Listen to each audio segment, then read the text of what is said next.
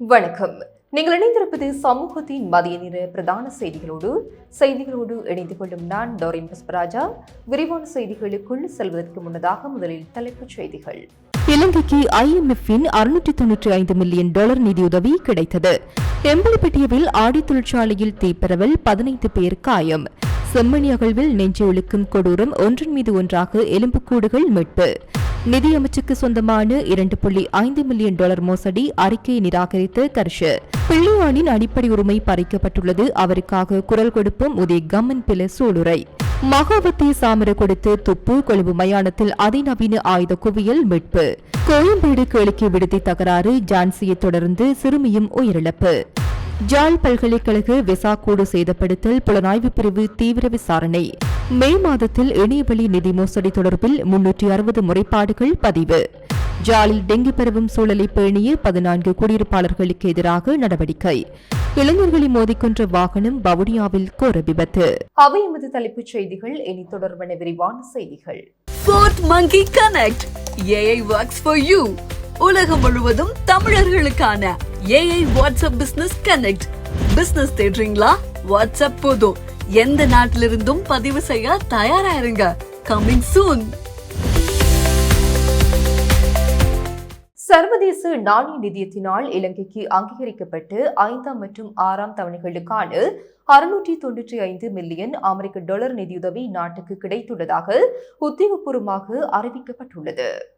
இலங்கை அரசாங்கம் முன்னெடுத்து வரும் பொருளாதார சீர்திருத்தங்களின் முன்னேற்றத்தை அடுத்தே இந்த இரு தவணைகளுக்கான நிதியும் ஒரே கட்டமாக விடுவிக்கப்பட்டுள்ளது. மத்திய வங்கியின் தகவலின்படி தற்போது கிடைக்கப்பெற்றுள்ள இந்த பெருந்தொகை நிதியானது நாட்டின் வெளிநாட்டு நாணய கையிருப்பில் நேரடியாக சேர்க்கப்பட்டுள்ளது. கடந்த கால பொருளாதார நெருக்கடிகளிலிருந்து மீண்டு வரும் இலங்கையின் நிதி ஸ்திரத்தன்மையையும் சந்தை நம்பிக்கையையும் மேலும் வலுப்படுத்துவதற்கு இந்த நிதியுதவி ஒரு குறிப்பிடத்தக்க பக்கபலமாக அமையும் என நிபுணர்கள் எதிர்பார்க்கின்றனர்.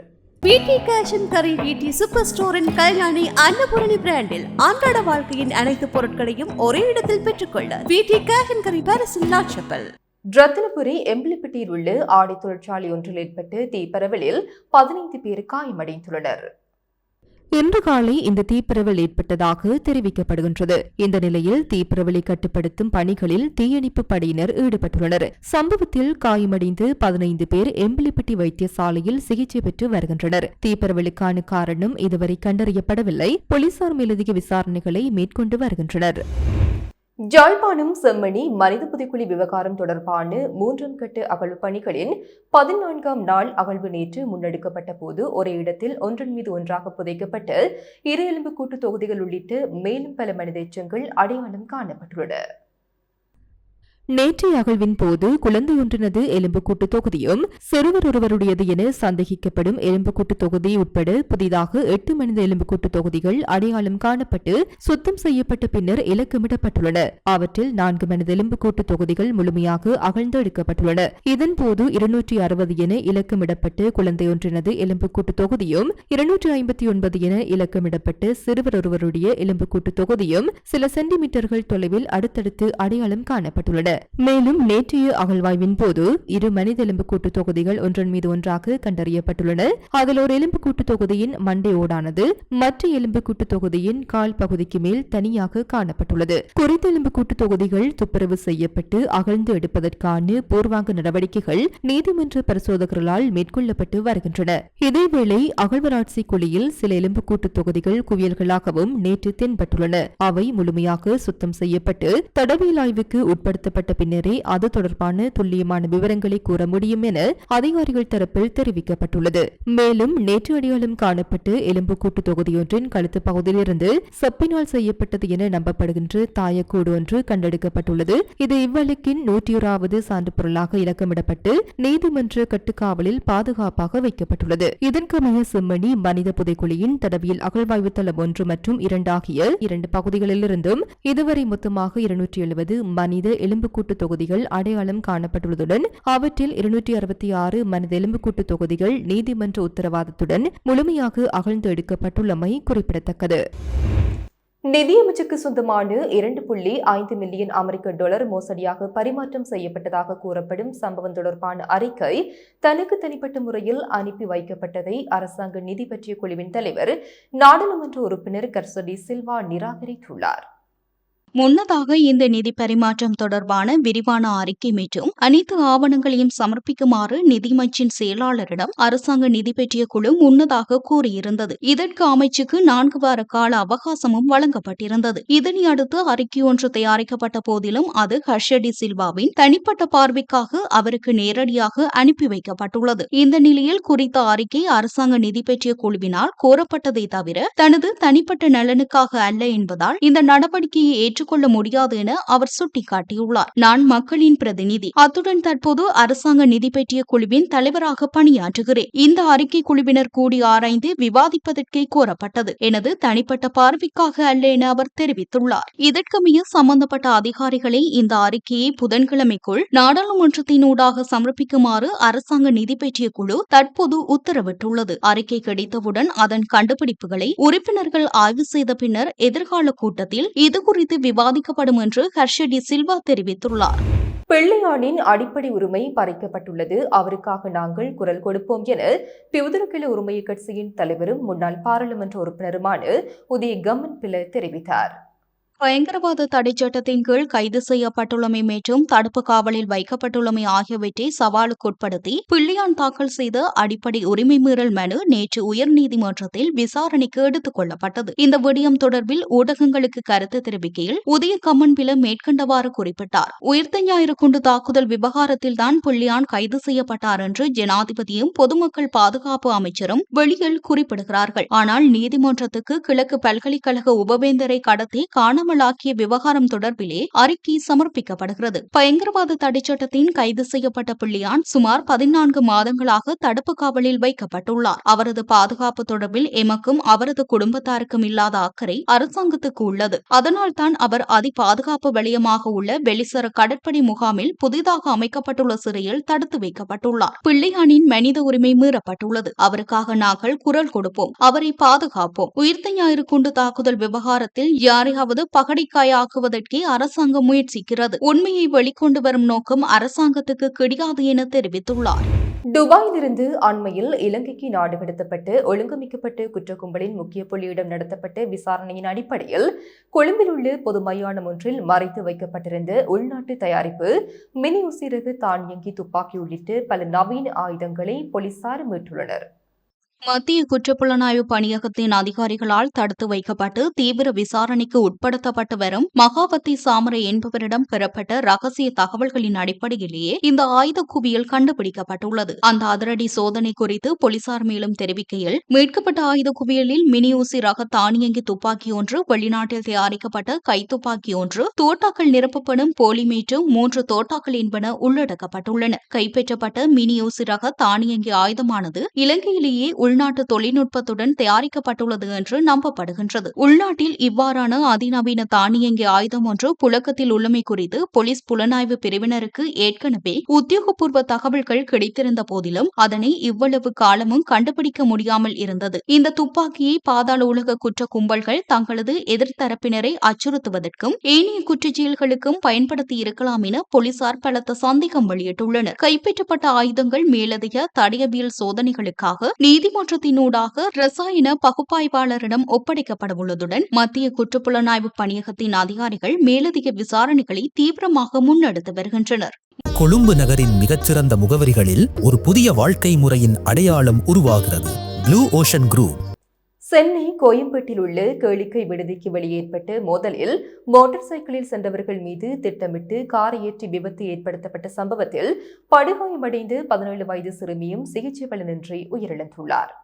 முன்னதாக இந்த கொடூர சம்பவத்தில் யான்சி என்ற 18 வயது இலங்கை அகதி பெண் சம்பவ இடத்திலேயே உயிரிழந்த நிலையில் தற்போது பலி எண்ணிக்கை 2ஆக உயர்ந்துள்ளது. விழுப்புரம் மாவட்டத்தில் உள்ள இலங்கை அகதிகள் முகாமில் வசித்து வந்த யான்சி என்ற இளம்பெண் இன்ஸ்டாகிராம் சமூக வலைதளம் மூலமாக சென்னையைச் சேர்ந்த பெண் ஒருவருடன் நட்பாக பழகி வந்துள்ளார். தனது தோழியை நேரில் சந்திப்பதற்காக யான்சி சென்னைக்கு வந்துள்ளார். சம்பவத்தன்று இரவு அவர்கள் கோயம்பேட்டில் உள்ள ஒரு பிரபல கேளிக்கை விடுதிக்கு சென்றுள்ளனர். அங்கிருந்த மற்றொரு தரப்பினருடன் யான்சி தரப்புக்கு திடீரென கடும் வாக்குவாதம் மற்றும் மோதல் ஏற்பட்டுள்ளது. நிலைமை எல்லை மீறியதை தொடர்ந்து விடுதியின் பாதுகாவலர்கள் இரு தரப்பினரையும் அங்கிருந்து வெளியேற்றியுள்ளனர். விடுதியை விட்டு வெளியேறிய பிறகும் ஆத்திரமடங்காத அந்த கும்பல் யான்சி அவரது தோழி மற்றும் இருவர் சென்ற மோட்டார் சைக்கிளை பின்தொடர்ந்து சென்றுள்ளது. கோயம்பேடு பகுதியில் வைத்து மோட்டார் சைக்கிள் மீது அந்த கும்பல் தங்களது காரை மிக வேகமாக ஏற்றி பயங்கர விபத்தை ஏற்படுத்தியது. காரின் வேகம் மற்றும் மோதிய வீரியத்தில் பலத்த காயமடைந்த யான்சி சம்பவ இடத்திலேயே பரிதாபமாக உயிரிழந்துள்ளார். இந்த விபத்தில் அதே மோட்டார் சைக்கிளில் பயணித்த 17 வயதுடைய மற்றொரு சிறுமியும் படுகாயமடைந்தார். உடனடியாக மீட்கப்பட்ட அவர் கீழ்ப்பாக்கம் அரசு மருத்துவமனையில் அவசர சிகிச்சை பிரிவில் அனுமதிக்கப்பட்டார். அபாய கட்டத்தில் சுய நினைவின்றி தீவிர சிகிச்சை பெற்று வந்த அந்த சிறுமியும் தற்போது சிகிச்சை பலனின்றி உயிரிழந்துள்ளதாக மருத்துவமனை வட்டாரங்கள் மற்றும் இந்திய ஊடகங்கள் உறுதிப்படுத்தியுள்ளன. இச்சம்பவம் குறித்து வழக்கு பதிவு செய்த கோயம்பேடு போலீசார் தீவிர விசாரணை நடத்தியுள்ளனர். சிசிடிவி காட்சிகளின் அடிப்படையில் விபத்தை ஏற்படுத்திய காரில் அரசியல் கட்சியொன்றின் கொடி கட்டப்பட்டிருந்ததை போலீசார் கண்டறிந்தனர். இந்த கொடி தொடர்பாக பாலகுரு, அவரது நண்பர் சுமன் சக்திவேல் உள்ளிட்ட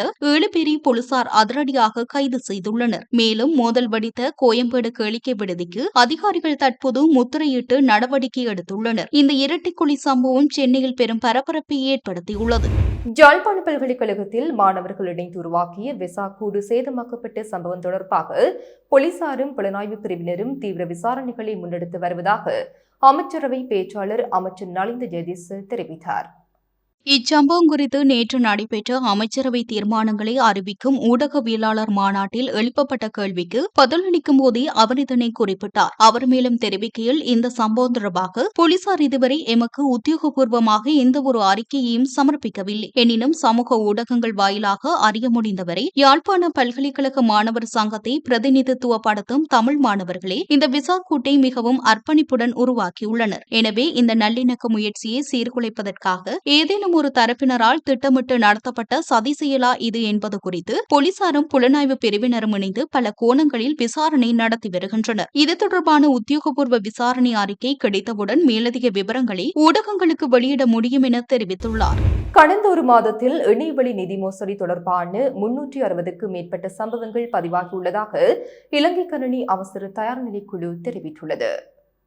இணையவழியில் நிதி பரிவர்த்தனைகளை மேற்கொள்ளும் போது பொதுமக்கள் மிகுந்த எச்சரிக்கையுடன் செயல்பட வேண்டும் என்றும் குழுவின் முன்னணி தகவல் பாதுகாப்பு பொறியியலாளர் சாருகா தமனுபோலா குறிப்பிட்டார். அண்மைய வெசாக் மற்றும் போசன் பண்டிகை காலங்கள் உள்ளிட்ட பண்டிகை காலங்களில் இணைய குற்றவாளிகள் நன்கு அறியப்பட்ட வர்த்தக முத்திரைகளைப் போல ஆள்மாறாட்டம் செய்யும் போலி விளம்பரங்களை பயன்படுத்தி நுகர்வோரை ஏமாற்றி அவர்களின் முக்கியமான தனிப்பட்ட மற்றும் நிதி தகவல்களை பெறுவது அதிகரித்து வருவதாகவும் அவர் குறிப்பிட்டுள்ளார். எந்தவொரு இணையவழி பண பரிவர்த்தனையும் அதிகாரப்பூர்வமான மற்றும் முறையான இணையதளம் மூலமாக மட்டுமே செய்யப்படுகிறதா என்பதை பொதுமக்கள் சரிபார்க்க வேண்டும் என்றும் அவர் வலியுறுத்தினார். மேலும் குறுஞ்செய்திகள் அல்லது பிற கோரப்படாத தகவல் தொடர்புகள் மூலம் பெறப்பட்ட இணைப்புகள் வழியாக அணுகப்படும் இணையதளங்களில் தனிப்பட்ட அல்லது நிதி தகவல்களை உள்ளிடுவதற்கு எதிராகவும் அவர் எச்சரித்துள்ளார். முக்கியமான தகவல்களை பகிர்வதற்கு அல்லது இணையவழி பரிவர்த்தனைகளை மேற்கொள்வதற்கு முன்பு இணைய பயனர்கள் விழிப்புடன் இருக்குமாறும் இணையதளத்தின் நம்பகத்தன்மையை கவனமாக சரிபார்க்குமாறும் அவர் அறிவுறுத்தியுள்ளார்.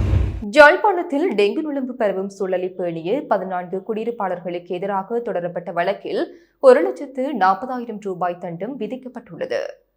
டெங்கு நுளம்பு ஒழிப்பு திட்டங்களின் கீழ் கோப்பாய், இருப்பாடை மற்றும் நீர்வேலி பகுதிகளில் அப்பகுதி பொது சுகாதார பரிசோதகர்களால் கள விஜயங்கள் இடம்பெற்றன. அதன்போது டெங்கு நுளம்பு பரவுவதற்கு ஏதுவான சூழலை பேணிய 14 குடியிருப்பாளர்கள் அடையாளம் காணப்பட்ட நிலையில் அவர்களுக்கு எதிராக யாழ்ப்பாண மேலதிக நீதவான் நீதிமன்றில் வழக்கு தொடரப்பட்டுள்ளது. குறித்த வழக்கு விசாரணைகள் நேற்றைய தினம் நடைபெற்ற போது குடியிருப்பாளர்கள் தம் மீதான குற்றச்சாட்டுகளை ஏற்றுக்கொண்டதை அடுத்து அவர்களுக்கு தலா 10,000 ரூபாய் வீதம் 1,40,000 ரூபாய் தண்டம் விதிக்கப்பட்டுள்ளது.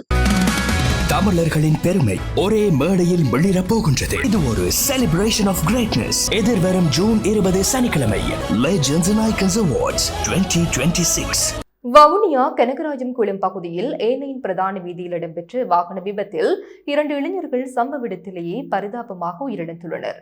வவுனியா யாழ்ப்பாணம் ஏனியன் வீதியில் கனகராயன்குளம் பெரியகுளம் பகுதிக்கு அருகில் பாதசாரிகளாக நடந்து சென்று கொண்டிருந்த 2 இளைஞர்களை அதே திசையில் வேகமாக வந்த வாகனம் ஒன்று மோதி தள்ளியுள்ளது. மோதிய வேகத்தில் தூக்கி வீசப்பட்ட 2 இளைஞர்களும் படுகாயமடைந்த நிலையில் சம்பவ இடத்திலேயே உயிரிழந்துள்ளதாக முதற்கட்ட தகவல்கள் தெரிவிக்கின்றன. உயிரிழந்த 2 இளைஞர்களும் கனகராயன்குளம் பகுதியைச் சேர்ந்தவர்கள் என அடையாளம் காணப்பட்டுள்ளனர். இவர்களின் உடல்கள் தற்போது பிரேத பரிசோதனைக்காக வவுனியா மாவட்ட பொது வைத்தியசாலைக்கு கொண்டு செல்லப்பட்டுள்ளன. விபத்து ஏற்படுத்திய வாகனம் மற்றும் அதன் சாரதி தொடர்பில் கனகராயன்குளம் போலீசார் தீவிர விசாரணைகளை மேற்கொண்டு வருகின்றனர். விபத்து நடந்த பகுதியில் தற்போது பதற்றமான சூழல் நிலவுவதுடன் மேலதிக விசாரணைகள் தொடர்கின்றன. காலி கினிதுமு வைத்தியசாலைக்கு அருகில் மோட்டார் சைக்கிள் ஒன்று கட்டுப்பாட்டை இழந்து வீதியின் பக்கவாட்டில் இருந்த சுவருடன் மோதி விபத்துக்குள்ளானதில் ஆடி நிறுவன உரிமையாளர் ஒருவர் பரிதாபமாக உயிரிழந்துள்ளார். இந்த விபத்து நேற்று செவ்வாய்க்கிழமை இடம்பெற்றுள்ளது என்று போலீசார் தெரிவித்துள்ளனர். விபத்தில் மோட்டார் சைக்கிளை ஓட்டிச் சென்றவர் படுகாயமடைந்த நிலையில் உடனடியாக மீட்கப்பட்டு உடுகம ஆதார வைத்தியசாலையில் அனுமதிக்கப்பட்டார். எனினும் அவர் வைத்தியசாலைக்கு கொண்டுவரப்படுவதற்கு முன்னரே ஏற்கனவே உயிரிழந்திருந்தார் என்று வைத்தியசாலை வட்டாரங்கள் தெரிவித்தன. இவ்வாறு விபத்தில் சிக்கி உயிரிழந்தவர் மண்டலபுர பகுதியைச் சேர்ந்த ஆடி நிறுவனம் ஒன்றின் உரிமையாளர் என போலீஸ் ஆரம்பகட்ட விசாரணைகளில் இருந்து தெரியவந்துள்ளது. இந்த விபத்து தொடர்பில் கினிதும போலீசார் மேலதிக விசாரணைகளை மேற்கொண்டு வருகின்றனர். இத்துடன் சமூகத்தின் மதிய நேர பிரதான செய்திகள் நிறைவு பெறுகின்றன. தொடர்ந்தும் சமூகத்தோடு இணைந்திருங்கள். எமது RIP பேச்சுக்கு கிடைத்த மரண அறிவித்தல்கள். யாழ்ப்பாணம் வல்வெட்டித்துறையை புறப்படமாகவும் வவுனியா ராமனூர் புளியம் குளத்தை பதிவிடமாகவும் கொண்டிருந்த திரு செல்வராஜா யோகராஜா யோகன் அவர்கள் 2/6/2026 செவ்வாய்க்கிழமை அன்று காலமானார். முல்லைத்தீவு முள்ளியவளை 4ஆம் வட்டாரத்தை புறப்படமாகவும் வதிவிடமாகவும் கொண்டிருந்த திரு பொன்னுத்துறை பரமசேகரம் அவர்கள் 1/6/2026 திங்கட்கிழமை அன்று காலமானார். யாழ்ப்பாணம் மயிலம்கூடல் இளவாலையை புறப்படமாகவும் வவுனியா ராசேந்திரங்குளத்தை வதிவிடமாகவும் கொண்டிருந்த திருமதி குணரட்னம் விசாலாட்சி அம்மா அவர்கள் 2/6/2026 செவ்வாய்க்கிழமை அன்று காலமானார். யாழ்ப்பாணம் பரித்துறை வராத்துப்படையை புறப்படமாகவும் வானக்குடியிருப்பு தம்பசிட்டி கொழும்பு பிரித்தானியா லண்டன் ஆகிய இடங்களை வாழ்விடங்களாகவும் கொண்டிருந்த திருமதி பூரணம் முருகப்பிள்ளை அவர்கள் 28/5/2026 வியாழக்கிழமை அன்று காலமானார். மேலே அறிவிக்கப்பட்ட அனைத்து மரண அறிவித்தல் இறுதிக்கிரியை பற்றிய தகவல்களை அறிந்து கொள்ள ரிப்டாட் பேஜை பார்வையிடுங்கள். இதற்கான லிங்க் கீழிருக்கும் டிஸ்கிரிப்ஷனில் பார்வையிடலாம். இது போன்ற செய்திகளை தெரிந்து கொள்ள சமூகம் நியூஸ் சேனலை சப்ஸ்கிரைப் செய்து அருகில் உள்ள பெல் பட்டனை கிளிக் செய்யுங்கள். மேலும் இது போன்ற செய்திகளை உடனுக்குடன் தெரிந்து கொள்ள சமூகமீடியா.com என்ற இணையதளத்தின் வாயிலாகவும் எங்களுடன் இணைந்திருங்கள்.